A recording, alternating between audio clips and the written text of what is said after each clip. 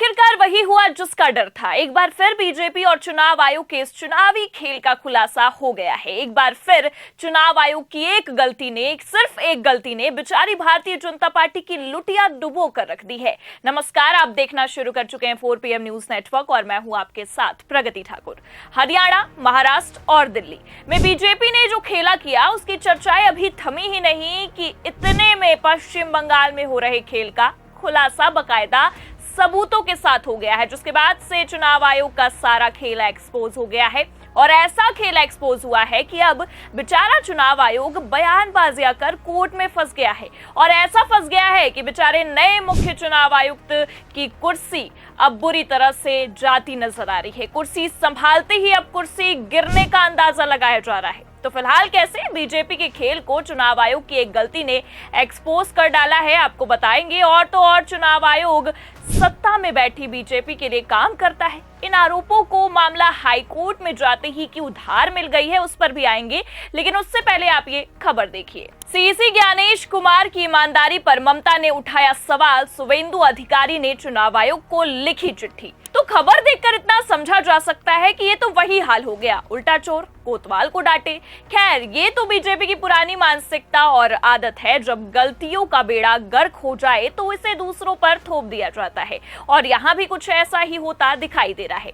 देखिए, आप पहले तो ममता बनर्जी ने साफ साफ चुनाव आयोग और सीसी यानी कि ज्ञानेश कुमार की ईमानदारी पर सवाल उठाया, तो बीजेपी नेता चुनाव आयोग ही पहुंच गए और चिट्ठी तक लिख डाली, जिसके बाद से बखेड़ा ही खड़ा हो गया। देखिए आगे खबर में क्या लिखा हुआ है।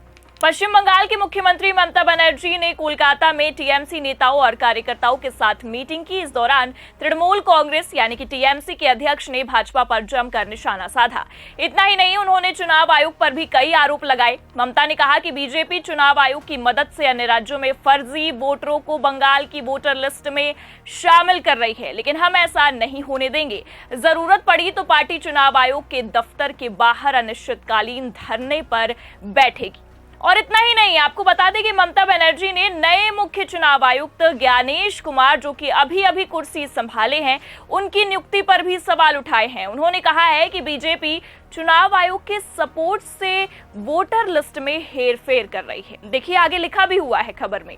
ममता बनर्जी ने आरोप लगाया है कि दिल्ली और महाराष्ट्र के चुनाव में भी बीजेपी ने हरियाणा और गुजरात से फर्जी वोटर बुलाकर जीत हासिल की। उन्होंने कहा बीजेपी अब बंगाल में भी यही करने की कोशिश करेगी, क्योंकि वो जानती है कि अगर निष्पक्ष चुनाव हुए तो वो कभी जीत नहीं सकती है। तो ममता बनर्जी ने यानी कि पश्चिम बंगाल की मुख्यमंत्री ने जैसे आरोप लगाए हैं, ऐसे आरोप बीजेपी पर कितनी बार लगते आए हैं ये तो आप और हम बखूबी जानते हैं।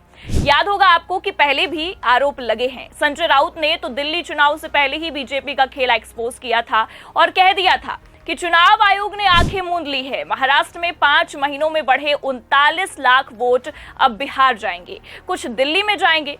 आप सोचते हैं कि लोग बीजेपी के लिए वोट दे रहे हैं, कोई भी बीजेपी के लिए वोट नहीं देना चाहता। ये वोटिंग मजबूरन की जा रही है।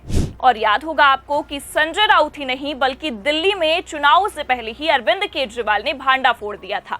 और नतीजे क्या है दिल्ली के, वो आपके और हमारे सामने हैं। लेकिन अब आगामी चुनाव बिहार में है और बीजेपी वाले बिहार में नहीं बल्कि बंगाल में खेला कर रहे हैं।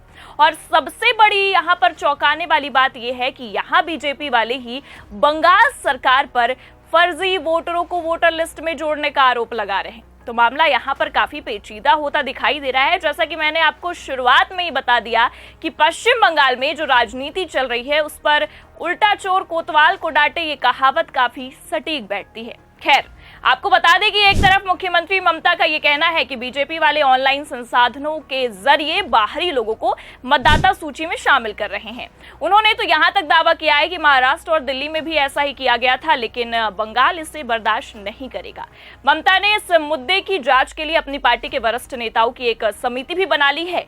और इतना ही नहीं, टीएमसी प्रमुख ने यह भी कहा है कि उनके पास हरियाणा और गुजरात जैसे राज्यों से बंगाल की मतदाता सूची में नाम जोड़े जाने के सबूत तक है। उन्होंने चेतावनी दी है कि यदि चुनाव आयोग ने इस पर तुरंत कार्रवाई नहीं की तो उनके समर्थक आयोग के दफ्तर के बाहर बैठकर अनिश्चितकालीन धरना देंगे।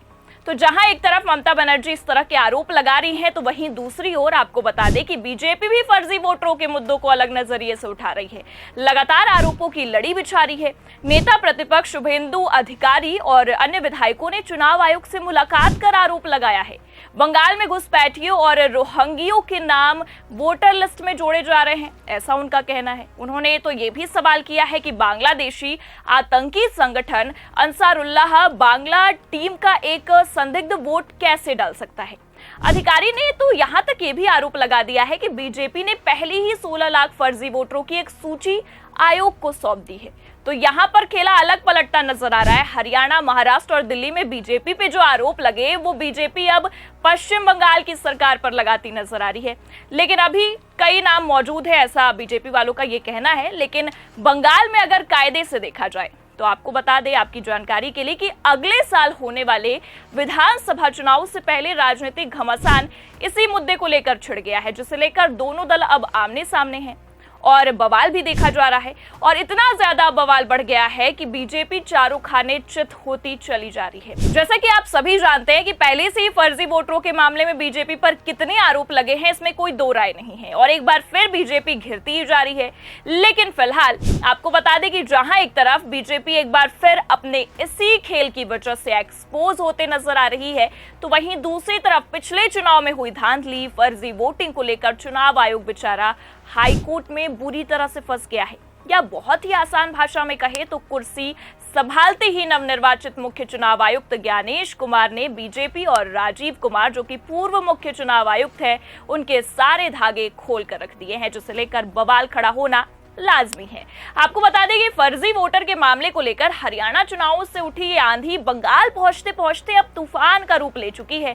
और इतना ही नहीं, बल्कि खबर भी निकलकर सामने आई है कि दिल्ली हाईकोर्ट ने बीते चुनाव की मतदाता सूची का सारा ब्यौरा चुनाव आयोग से मांग लिया है, जिसे लेकर अब ज्ञानेश कुमार फंस गए हैं। और ऐसा फंस गए हैं कि उन्होंने बीजेपी और राजीव कुमार के खेल को ही फंसा दिया है। और ऐसा उन्होंने क्यों किया है, आपको बताते हैं। देखिए आगे खबर में क्या लिखा हुआ है। चुनाव आयोग मतदाता सूची पर फैसला लेने के लिए 3 महीने क्यों मांग रहा है? तो चुनाव आयोग उसी मतदाता सूची को लेकर अब 3 महीने में जवाब देने का समय मांग रहा है, जिसे लेकर राजीव कुमार और बीजेपी ने पूरा सिस्टम लगा दिया और जवाब तक नहीं दिया। पर अब ज्ञानेश कुमार इतना बुरा फंस चुके हैं कि उन्होंने दिल्ली हाईकोर्ट के इस सवाल पर बिना कुछ सोचे समझे मतदाता सूची का ब्यौरा देने के लिए 3 महीने का समय, या कह सकते हैं कि मोहलत मांग ली है। देखिए आगे खबर में क्या लिखा हुआ है। दिल्ली हाईकोर्ट को चुनाव आयोग यानी कि ईसीआई ने बताया कि वो 3 महीने में फैसला लेगा कि कांग्रेस सांसद रणदीप सुरजेवाला को मतदाता सूची देना है या नहीं। सुरजेवाला ने आयोग से 2009 से 2024 के बीच हरियाणा और महाराष्ट्र में हुए चुनावों की मतदाता सूची मांगी है। आयोग के पास ये मतदाता सूची हर समय तैयार रहती है, लेकिन इसके बावजूद आयोग बहाने बना रहा है। हरियाणा और महाराष्ट्र की मतदाता सूचियों में गड़बड़ी की काफी शिकायतें चुनाव के दौरान आई थी, लेकिन आयोग ने उन पर कोई ध्यान नहीं दिया। अब चुनाव आयोग इस पर ध्यान क्यों नहीं दे रहा था, ये तो आप और हम बखूबी जानते हैं। इसमें बार बार चर्चा करने की जरूरत नहीं है।